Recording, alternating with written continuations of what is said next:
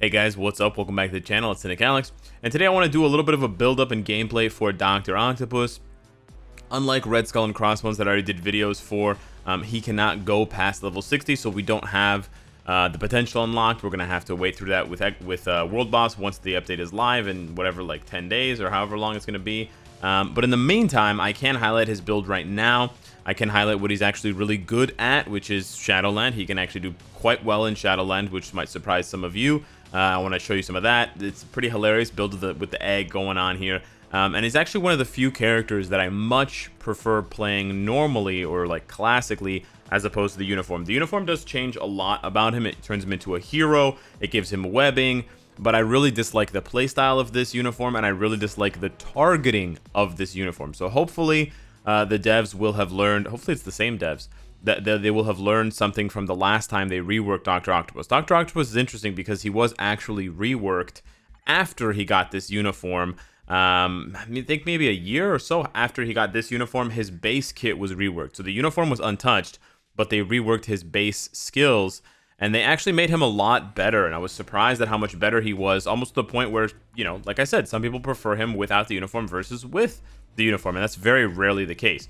But before we get into the build and gameplay for Dr. Octopus, I want to just quickly highlight what's going on right now in the game. We do have the dollar deals back on. They've got their little page now here at the bottom. And you can also find it through the store if you just go through the store and go to dollar deals. I'll just quickly go through and give you my sort of yay or nay on the sales here. I think the energy is probably a nay for most players.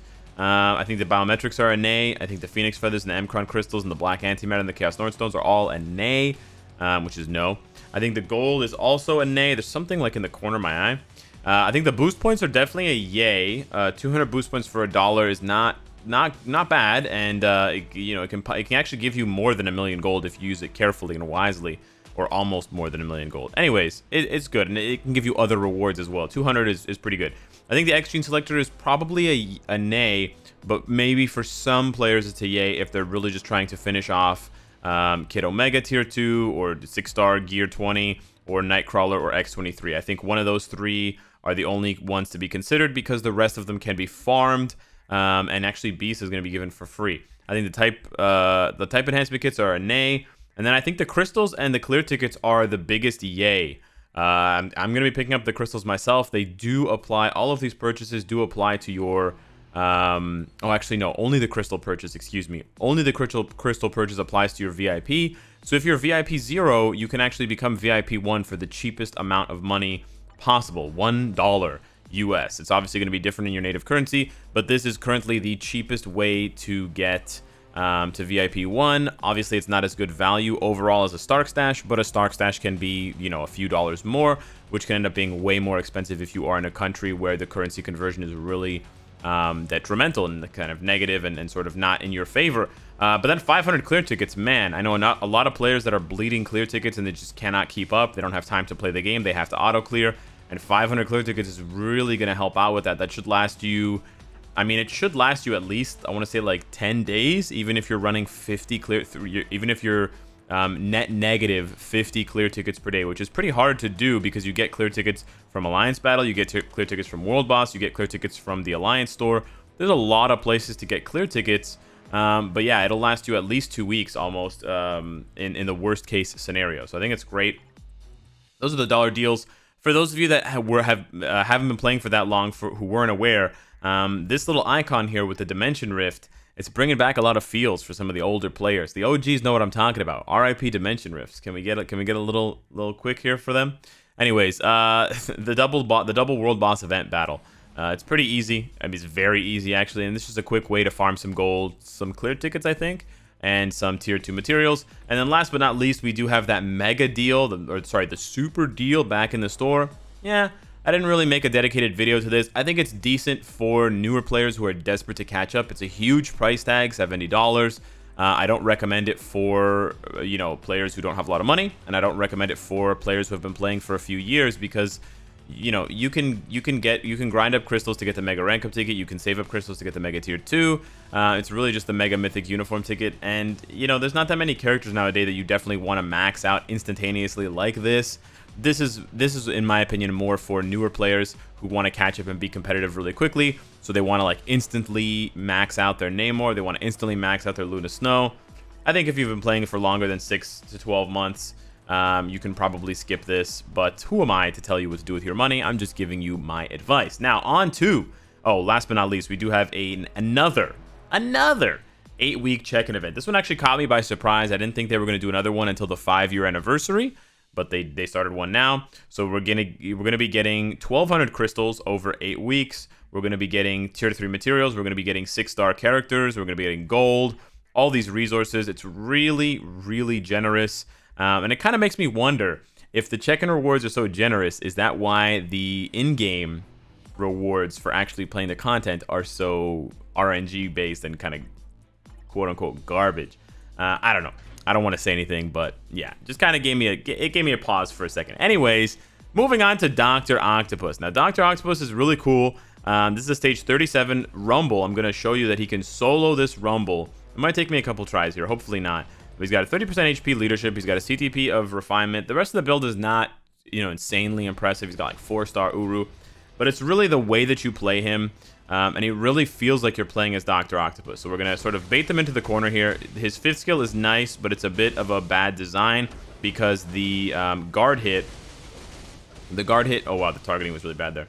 The guard hit doesn't actually apply because you're in an iframe. What we're trying to do is we're trying to get them all in the corner, which we've successfully done. Now we can bully them with the 1-second stun on his 2nd skill, combined with the guard break on his other skills. And you can see the nice thing about his 2nd skill is that the cooldown is so low that you can pretty much spam it in between other skills. And this is basically all you have to do. Now, Elsa is chipping away at my HP because she's not part of the stun party. So we're going to try... No, we definitely didn't want to do that. We're going to try to get her involved. But the most dangerous person here right now is actually Gamora, the most dangerous woman in the galaxy. So we need to basically ignore Agent 13 for now. And Elsa, because we have a refinement, so we can regenerate some of our HP.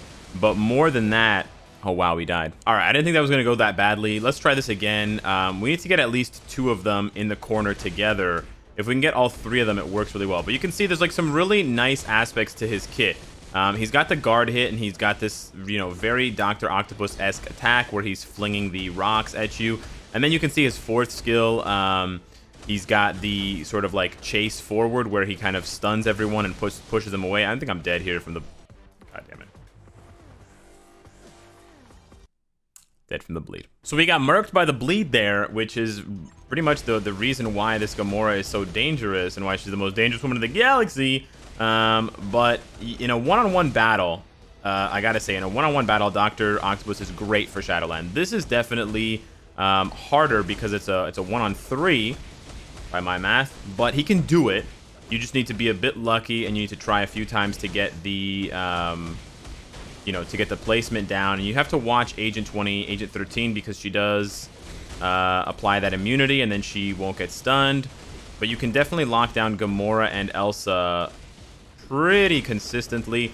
And sometimes you almost need to delay that stun on his 2nd skill for them to start coming towards you. But the stun, combined with the hits on 5, combined with the kind of guard break that he has on all of his skills, actually makes him really fun to play in Shadowland. Not only does it make him really fun to play, but it actually makes him quite effective. And I can actually run away from Elsa and Black Widow in the meantime using that 4th skill. You can see like it's actually kind of funny. We might end up dying here, which is going to be a bummer, but we're kind of just running back and forth, trying to position them in a way that's gonna be more beneficial. I just need to turn around. I just need to turn around and face them all. Yes. No, you will not kill Dr. Octopus. If you could move, if there was V-pad on his oh my gosh, if there was V-pad on his 4th skill, that would be so cool.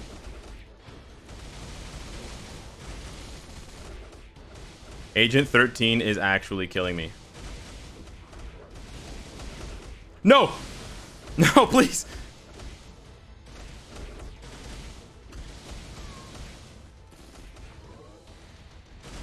Yes, yes, Dr. Octopus.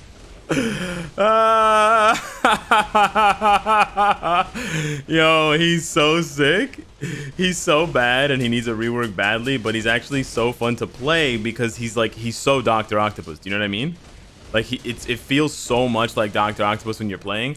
Oh, I'm so glad I got that on camera. Like I got that captured because that's really, the laugh was a bit weird, but that's really how it is to play Dr. Octopus. So they captured that perfectly. So again, I want to shout out to the devs for what they did, and hopefully it's the same devs that are able to work on the uniform, because I think if those same devs that reworked Dr. Octopus can work on this superior Octopus uniform, that it is going to be magnificent. So I'm super hype about it. I hope you are as well. Hail Hydra, and let me know what you think of the dollar deals, the other stuff, and Dr. Octopus. What are you most hyped about for this upcoming update? Hit me up down below in the comments, hit me up on Discord, and I will see you in the next one. Take care.